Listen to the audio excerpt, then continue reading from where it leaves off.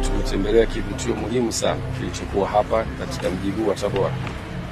Tabora Zoo.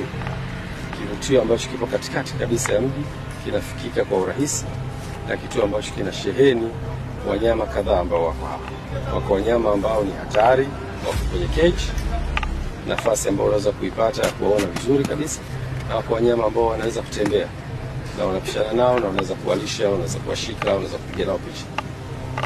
Na kituo hiki kipo chini ya usimamizi wa TAWA, Tanzania Wildlife Authority. Sisi Young Africans tumetembelea hapa kwa ajili ya kuonyesha nafasi yetu katika kuchangia kukuza utalii wetu wa ndani. Wewe Mtanzania unayo nafasi kubwa pia ya kuja hapa, kuja kujionea wanyama ambao wako hapa, lakini pia kuwaleta watoto na familia kuja kufurahia hapa. Kwa gharama ndogo tu ambayo utakuwa umechangia, lakini kwa wakati wewe umeunga mkono jitihada za Mheshimiwa Rais za kutangaza utalii wetu wa ndani. Hatuna sababu ya kutoka mbali kwenda mbali kutazama wanyama, wakati Tabora mjini kuna kila kitu. Niwaalike wote kuja kushiriki na kutembelea bustani hii ya wanyama, lakini pia watu wa mikoa mbalimbali, majirani, tembeleeni Tabora Zoo iliyokuwa chini ya TAWA. Na niwapongeze kwa kufanya kazi nzuri sana. Tumepokelewa vizuri, tumepata huduma nzuri, na sasa hivi tunaelekea Dar es Salaam kwa ajili ya michezo yetu inayofuata. Tabora Zoo oye!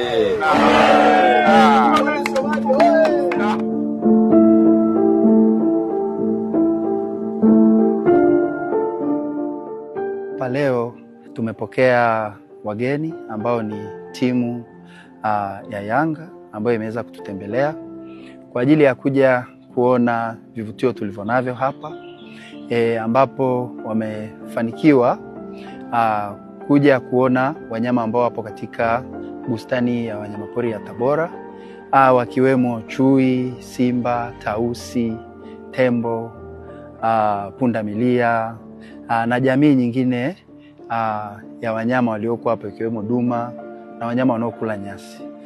Hii bustani ya wanyamapori ya Tabora, tunawakaribisha Watanzania wote waendelee kutembelea bustani yetu ya wanyamapori Tabora pamoja na vivutio mbalimbali vilivyopo katika kanda hii ya Magharibi.